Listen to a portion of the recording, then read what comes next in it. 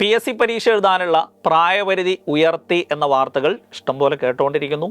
ജനറലുകാരുടെ വയസ്സ് 36-ൽ നിന്നും 40 OBC-കാരുടേത് 39-ൽ നിന്ന് 43 SC/ST-കാരുടേത് 41-ൽ നിന്നും 45 ആർക്കാണ് ഇതിൻ്റെ ആനുകൂല്യം ലഭിക്കുക?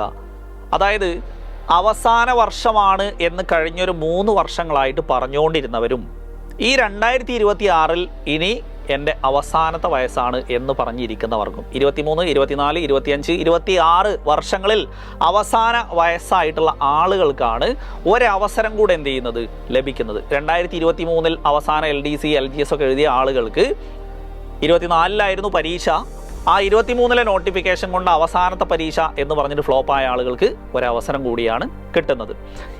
ഈ ഒരു വാർത്ത ഇങ്ങനെ നിലനിൽക്കുകയാണെങ്കിലാണ് ഇത്രയും ആനുകൂല്യം ലഭിക്കുന്നത്.